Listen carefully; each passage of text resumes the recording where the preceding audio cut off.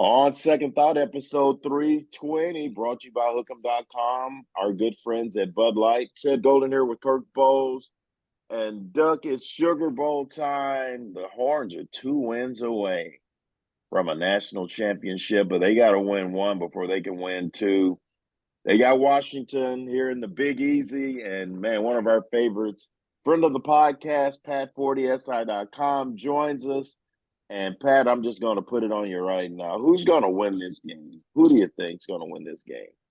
I mean, I think this is going to be a great game. I really do. I think these teams both have strengths that can exploit the other teams. I'm sticking with Washington. I've liked them all year. I think the big passing game, the big play potential, and the refusal to lose. I mean, I know. Look, Texas has found ways to win as well, but Washington's just had an unbelievable resourcefulness about them. And my last selling point was the Pac-12 championship game where they were, I think, a 9.5-point underdog to Oregon. Yeah. People think they weren't just going to lose; they were going to get rolled, and they jumped on Oregon right away and said, "No, we're Washington, we're good." And so I'm going to take that passing game to win a class. I think it's a classic Sugar Bowl. Yeah, there's going to be a lot of points. I don't think anybody's looking for a 10-7 game. Nope. Like, who knows? Maybe we'll see that in the Rose Bowl. I don't know. But both pass defenses have been, lacking, to be kind. Is the secondary for Washington vulnerable, or is there more to the story than I think their rankings like 122nd? Yeah, no, they are vulnerable. I've seen it, and I think Texas has the weapons to exploit it. So yeah, so to that extent, I think I don't bet, and I'm not a huge, numbers guy on the terms of like totals, but I think it's mid-60s or something. So I think we're going to see a game in the 30s probably in terms of both teams putting up some good numbers. I'm just excited about it being on a fast track and that Caesar Superdome, indoors, no weather to be. I mean, if you're watching that SMU Boston College thing at Fenway, oh, good Lord, they're not used to rainouts in football season, but they should have rained that thing out. But I'm really excited about. It's going to be perfectly controlled environment, and I think the matchup that I'm most interested in is how Washington's Joe Moore award-winning offensive line is going to stack up against T'Vondre Sweat, Byron Murphy II, and company. Pat, do you think they've seen a tandem like that? I don't see those kind of tackles floating around the Pac-12. No, this will be their biggest challenge for sure. And it's always so interesting when you get in front of the players. First of all, you see the great personalities and remember how cool a lot of the college athletes are, but you can kind of pick up some tells about how they really feel about the other team. And they were multiple players, both Sweat, Murphy, and I think Jalen Forde were asked about the Washington offensive line, and they're like, "Yeah, they're good. We'll see. We'll see. We'll see at 7:45." It's like, oh no, we think we're better. I mean, you could tell that was the thought process. They were too smart to come out and just say, "Oh, we're going to kill them," but they absolutely think they have an advantage there. The thing is, Washington's offensive line is very good. Texas defensive line is great, but Penix gets rid of the ball. He doesn't take sacks. Quick. Yeah.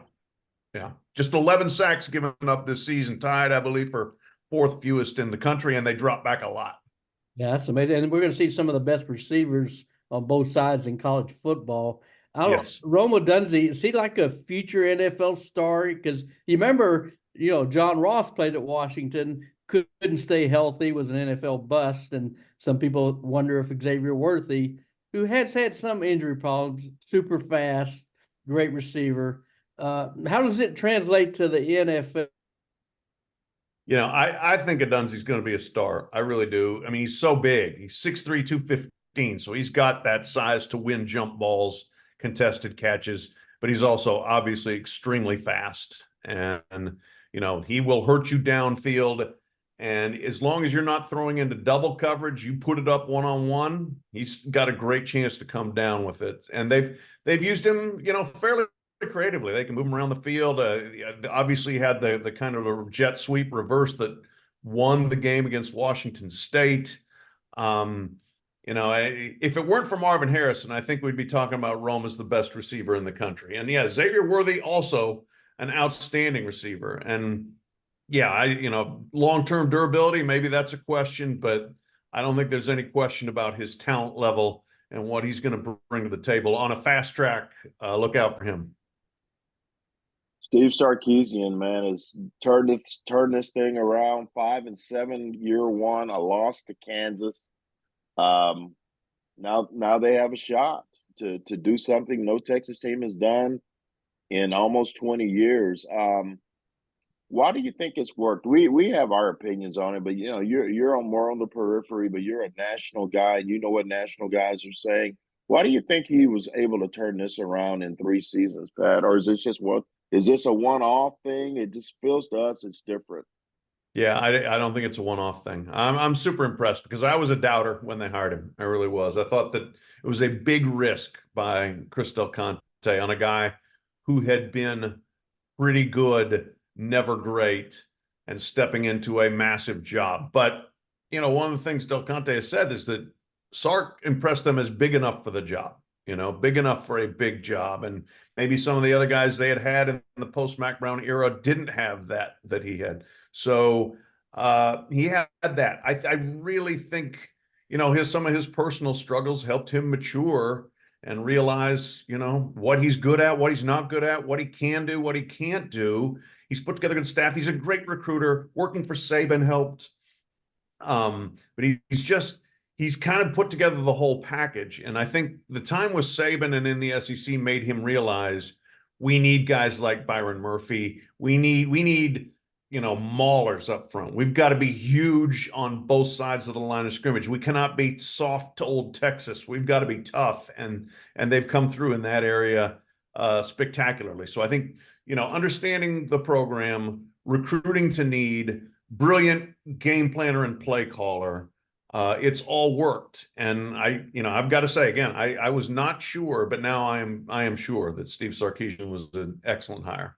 I'm right there with you, brother, and I really believe that after 13-12 after his first 2 seasons, there had to be questions, Pat, and I think what he went through in his personal life, and he gets a second lease on life and coaching. He credits Nick Saban for helping save his career. I think he's taken full advantage of it, and if you talk to these guys that play for him, you feel that there's a love and a respect for him, and I think sometimes that love and respect can translate to plays being made on the field because there's a singular belief, a culture. Have you covered a team that's been this close and has turned it around in such a short time? You used to covering great teams because you're a national guy, but this is kind of a singular, different story in such a short turnaround. Well, it is fascinating. Yeah. And, you hear the same terms from a lot of different teams, brotherhood, culture, togetherness, all that sort of thing. But sometimes it's actually true. And in this case, it seems like it's true, like these guys do have a buy-in and a belief with not just their coaches, but with each other and, keeping some of the guys around, whether it was, not going to the NFL or not going into the portal and, putting this special season together. I think everybody kind of bought in and said, hey, we can actually do something pretty spectacular here. And at the end of last year, I was after the first 2 seasons, I wasn't sure. I really wasn't. Now, nope. On paper, you looked at them and said, okay, they should win the Big 12. But rubber hits road, can they do it? And they have. And so, yeah. And I think that, Sark being able to connect with his guys on that level does build a different kind of a bond that can elevate a program from good to great. And Kirk Bowe stepped out for a minute. I mean, just so rude leaving. We've got company and you leave. I mean, okay. You're older than us and maybe you had to go to the bathroom. I don't know. But I'm going to ask him one more question and then you can finish this thing up. There's another game Thursday, and it's Michigan and it's Alabama. And I got to get your thoughts on that one. Me personally, Jalen Milroe's been amazing the second half of the season.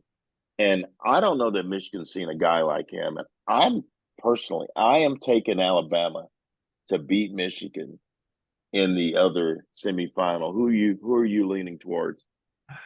I I I I readily admit that I might be overly influenced by that Auburn game that Alabama was so miraculously lucky to win, but I just can't get there with Alabama. I know, and Milroe is a great story because the beginning of the year, you guys saw him against Oh yeah. Texas, and then the next week he is benched. He does not play. And how many guys have gone from bench to college football playoff and potentially, winning a national championship in the same season? So his progression has been excellent. It's a great credit to Saban and to Tommy Rees, the offensive coordinator there. I think this is Michigan's best team. And I Has think to be. Michigan is good enough defensively to be able to hang with what Alabama's going to put on the field offensively. And it's just going to come down to who can make a play here or a play there and win a 20-17, 17-14 game. I'm going to take Michigan, but not with great conviction. So maybe we need a villain in the national championship game, and who better qualifies than Jim Harbaugh? Oh, He's yeah. got all the signs. He's got all the signs. He's got all the signs. All the signs are there. So one question, there's one rumor going around, Pat, that okay, well, if Alabama does win it all, could Nick Saban finally say enough's enough and step down? Do you put any credence into that possibility? I mean, at his age, it's got to be, you have to take those rumors seriously. Yeah. I mean, he is 71, 72, whatever, I mean, he's not going forever. And this would be one of the more rewarding championships. I mean, like you've won 7 of them or whatever. I don't know whether one counts more than the other, but to do it at this age and at a point where a lot of people thought like the Georgias had passed them by, would be pretty incredible. And it would not shock me if this is it for him. But then what happens? Boy, oh boy. I mean, that's one of the most interesting job searches in college football history, because who wants to follow Nick Saban? Great job, but holy moly, the biggest shoes ever to step into. Oh, exactly. And one last question I have: Florida State making a lot of noise again, saying the grant of rights are not ironclad. They want to be removed from the ACC. Can't wait till 2036. Is anybody ready to take the Seminoles? Say they pull this off with minimal expense, Pat. Could you see Florida State in the SEC or the Big Ten? Or the I can't see them in the SEC. Everything I have heard is that the SEC is like not interested. No. And a lot of that starts with Florida, Sure. which is one of the more important members of the SEC and is roadblocking hard on that. But I think in general, the league is, they've got that market. So the Big Ten, I could see being interested. Mm-hmm.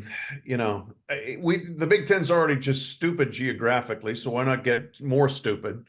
Get a team from Canada. Come on, let's do it. Yeah, right. University of Manitoba, get a team together, whatever. But still, like what Florida State is doing is rash and brash to a degree I've never seen before. I mean, trying 13 years ahead of time, trying to get at least Texas and Oklahoma waited till close to the end of the grant of rights situation. Right. USC and UCLA were there basically, and then everybody else was there. I mean, this is like we're just going to break a contract because we feel like we should be able to break a contract. Yeah. I find it typical of where college football is, but it's also, I think, annoying. Like I don't think you should be able to get away with this, frankly. We'll see if they do. And I think 2 predictions. One, I think they're a perfect fit for Conference USA. I think they could have decent success in that league. But seriously, guys, the Big 12 and Brett Yormark would be all over that. That's a blue blood. You got to go get them. Exactly. That could even be, maybe it'd be their landing spot. Maybe. And they, that may they save don't the want Big that 12 to be their landing spot, but that could be it. And I wouldn't be surprised if Yormark's in Tallahassee now saying, "Look, here's what we can do for you." Wheeling, dealing, would not shock me. Exactly. I love that idea. I mean, That's why we invite people like Pat Forde onto the podcast, because he's never been in the box, Doc. He's that Just rare national guy who will call out wrongdoers, people who are slipping. Forde will get after them, and that's why we like him. That's why we like him. Thank you. But like I always say, people, you hate our team. No, I hate everybody. There you go. Words There to you live go. by, man. Man, appreciate having you. We'll meet you downstairs for chocolate cake this afternoon, okay? Sounds good, guys. Thank you. All right, brother. Yeah. Take care. All right.